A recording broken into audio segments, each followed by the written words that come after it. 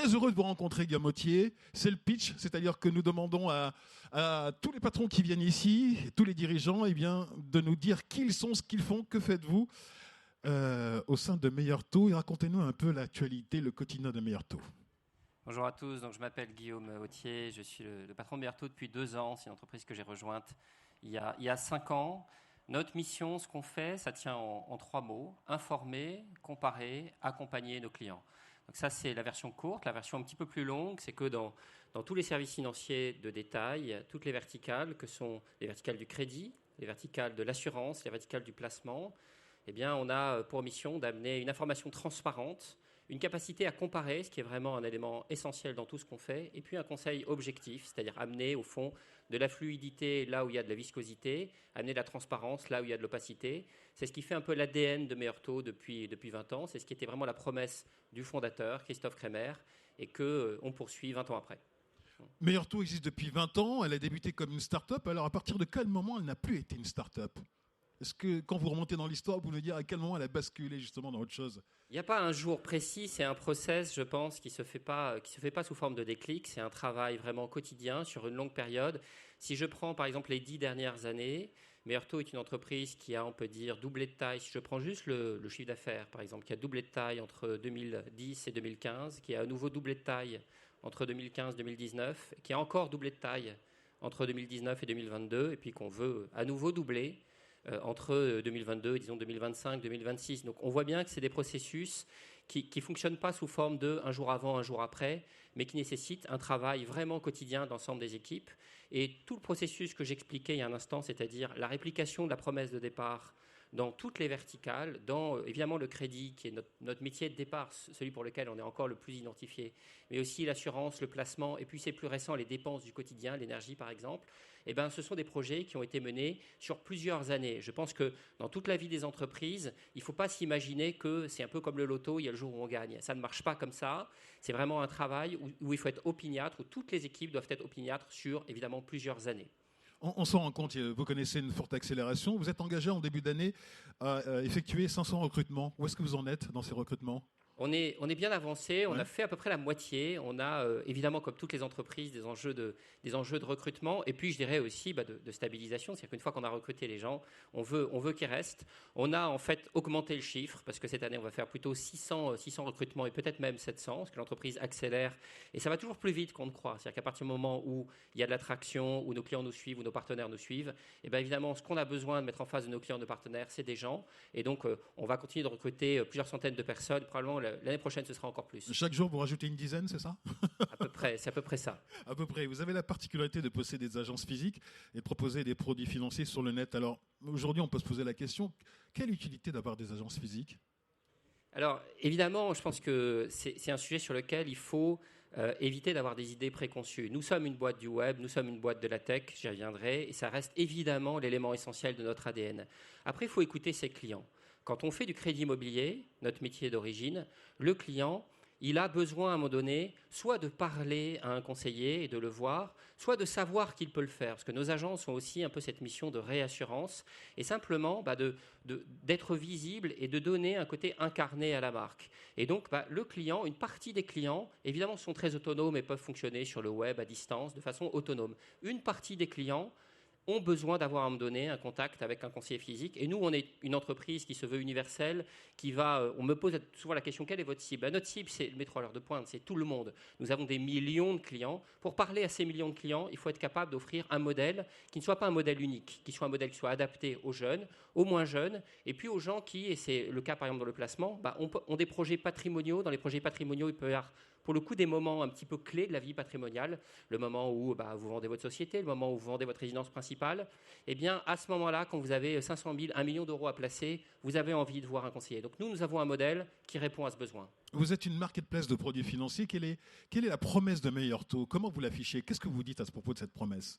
La promesse, elle revient un petit peu à ce que j'ai résumé. Et puis, c'est important d'avoir toujours en miroir. C'est-à-dire, il y a une promesse pour le client, informer, comparer, accompagner. Donc amener de la transparence, amener de la fluidité et puis amener de l'accompagnement objectif. Dans un monde où tout est fait pour créer de l'opacité, de la viscosité, nous amenons, nous, de la fluidité, de la transparence. Et puis il y a aussi une promesse pour nos partenaires, parce que nous avons un rôle vis-à-vis des banques, des compagnies d'assurance à qui nous amenons des clients. Et là, l'idée, c'est d'avoir ce rôle d'apport d'affaires de façon efficace, parce que nous amenons exactement, j'allais dire, le client dont rêve la compagnie d'assurance, dont rêve la banque. Nous avons cette logique de ciblage qui nous permet, vis-à-vis de nos partenaires, d'être efficaces et de jouer ce rôle peut-être plus efficacement que d'autres canaux d'acquisition, notamment, par exemple, l'achat de mots-clés. Vous avez rejoint Meilleur Taux il y a 5 ans, vous la dirigez depuis 2 ans. Qu'est-ce que vous observez comme tendance chez vos clients à l'aune de la crise en Ukraine et de la pandémie sanitaire ? Alors, je pense qu'évidemment, le maître mot, en dehors même de tout contexte de crise, c'est toujours de s'adapter. Moi, je dirais le Covid. Évidemment, je ne reviens pas sur l'aspect sanitaire. D'ailleurs, c'est pas mon domaine de compétence. Mais ce que j'ai observé, si on veut tirer des choses positives de cette crise, c'est que ça a poussé beaucoup d'entreprises à aller chercher un peu au fond d'elles-mêmes des ressorts d'adaptation. On a tous, je pense, été surpris, étonné positivement de la façon dont tout le tissu économique français s'est adapté. C'est le cas évidemment chez nous.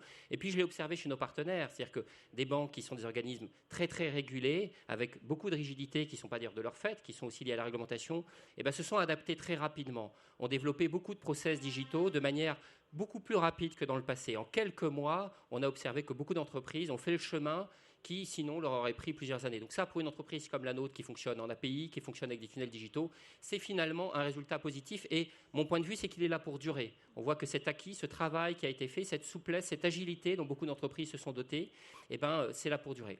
Alors la crise ukrainienne, c'est une crise évidemment différente. On est plus démunis, évidemment, face à cette crise. On a moins de ressorts d'adaptation. Nous, ce qu'on observe, c'est juste un sous-produit de cette crise.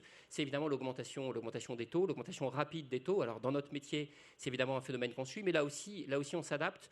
Il y a aussi un petit côté un peu assainissement de ce marché. C'est vrai qu'on l'a toujours dit avec un peu notre casquette de citoyen. Chez Meilleur Taux, il y a un peu cet ADN engagé citoyen.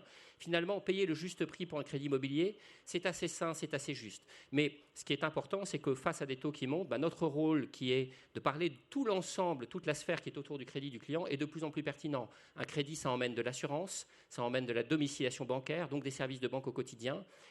Quand les taux montent, c'est de plus en plus pertinent de parler de tout ce qu'il y a autour du taux. On s'appelle Meilleur Taux, on ne se renie pas, mais il y a un petit peu d'humour, un petit peu de second degré dans notre marque. Évidemment, notre rôle, c'est de parler à notre client de tout ce qu'il y a autour. Justement, puisque nous parlons des taux, nous sommes à combien en ce moment ? 1,5, 1,7 ? Alors ça a beaucoup monté, selon les profils, entre 1,5 et 2. Ce qui dans l'absolu n'est pas dramatique. Alors pourquoi un ralentissement dans la validation des dossiers ? Parce qu'on constate, ça c'est la réalité, c'est dans les infos, oui. C'est au sujet du 20h.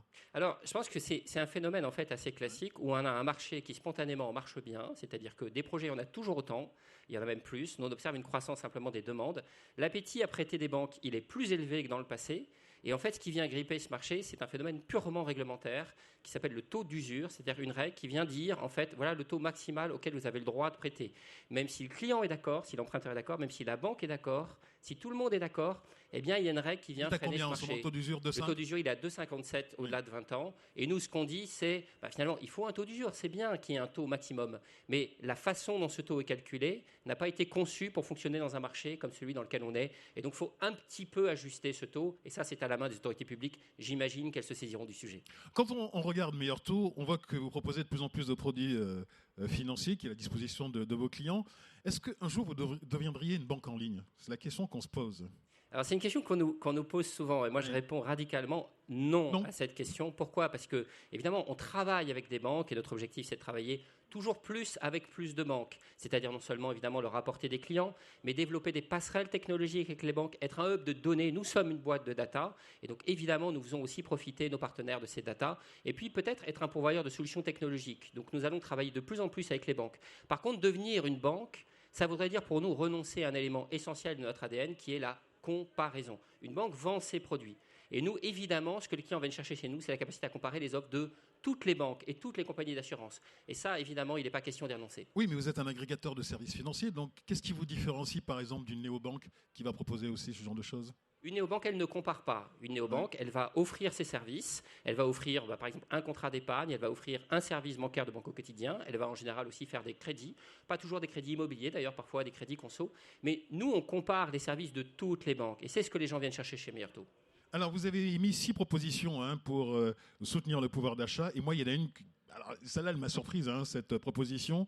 L'interdiction du démarchage téléphonique. C'est vrai qu'on est embêté parfois par des appels spontanés, mais vous, interdiction totale. Oui, on est très convaincu de ça. En fait, d'abord, pourquoi on fait des propositions pour le pouvoir d'achat? Parce qu'on pense que c'est un peu notre rôle. Je pense que dans la proposition de valeur de meilleur taux, il y a une proposition évidemment de service, une proposition économique, mais il y a aussi ce côté engagement, ce côté un peu militant de meilleur taux pour tout ce que je disais tout à l'heure, c'est-à-dire la transparence, la fluidité. Et le démarchage téléphonique, finalement, je pense que tout le monde dans l'assistance peut répondre assez simplement à cette question. Est-ce que vous avez déjà fait une bonne affaire après avoir été démarché? Un appel que vous n'attendiez pas? Est-ce que vous avez déjà ou est-ce que vous connaissez quelqu'un qui vous a dit ah ouais, j'ai fait vraiment une bonne affaire? Moi, je connais personne et je connais personne qui m'ait dit qu'ils connaissent quelqu'un. Et donc, on pense qu'il y a énormément de nuisances. On voit d'ailleurs que sur un de ces sujets, qui est notamment tous les sujets de formation, le gouvernement a commencé à s'en saisir. C'est une très bonne chose.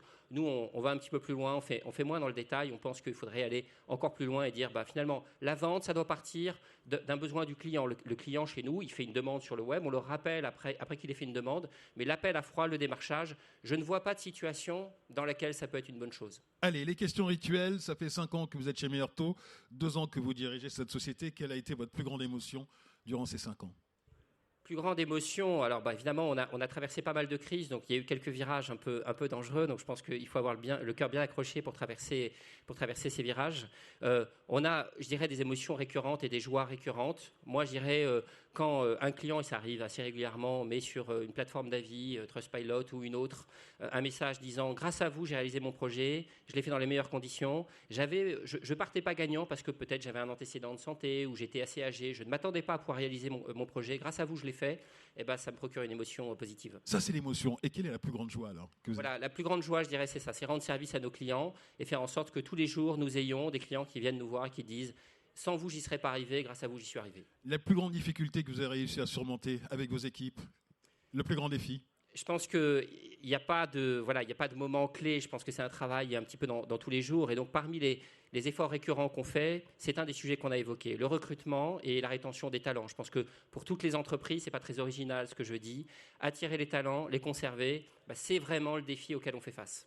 Les conserver, c'est surtout l'enjeu aujourd'hui, les conserver les talents. C'est difficile? Il faut les attirer, il faut les conserver, Oui. en effet. Alors, il faut les conserver jusqu'à un certain point, parce que moi, je pense que ça fait aussi partie de l'ordre des choses que les gens viennent travailler chez nous 2, 3, 4 ans, et puis ensuite acquièrent de l'expérience dans d'autres entreprises. Il ne faut pas leur en vouloir, c'est normal, mais il faut que le passage chez Meilleur Taux ait été un passage d'apprentissage, qu'ils soient passés d'un point A à un point B, et nous, on fait tout pour ça. D'ailleurs, au-delà de ce qu'ils vont apprendre en faisant leur métier, en échangeant avec nos partenaires, on met à leur disposition, par exemple, les moyens de se former, y compris dans des sujets qui ne sont pas les leurs. On a fait un partenariat avec Open Classrooms, qu'on a appelé le droit au MOOC, et on dit une chose très simple, nos salariés, ils peuvent se former au sujet de leur choix, y compris sur leur temps de travail. Ça fait partie de ce qu'ils viennent trouver aussi chez Meilleur Taux. Comment vous voyez Meilleur Taux dans 10 ans? Alors c'est bien difficile, mais je dirais, pour résumer d'une formule, nous voulons continuer de rester et être encore plus la marketplace de référence, c'est-à-dire l'endroit où tous les Français vont venir pour trouver le conseil objectif, l'information dont ils ont besoin. Et puis du côté de nos partenaires, je dirais la source absolument incontournable de clients. Bien sûr, il y a un sujet qui probablement se sera produit dans les 10 ans qui viennent, qui est l'international. Nous sommes une boîte encore française, mais c'est un sujet qu'on va probablement pas tarder à ouvrir. Peut-être un mot là-dessus? C'est un secret de défense ou vous pouvez nous dire un mot sur l'international? C'est un secret défense. Allez, non! Allez, si, non, il vous reste 1 minute. Comme tout secret, ça a vocation à ne pas le rester longtemps, donc patientez encore un petit peu. Et puis il y a d'autres projets qu'on va annoncer très bientôt, mais là aussi, un petit peu de patience. Bon, un peu de patience. C'était un véritable plaisir de dialoguer avec vous. Merci Guillaume Meutier. Merci beaucoup Sylvain Henry. Merci à vous Guillaume Meutier.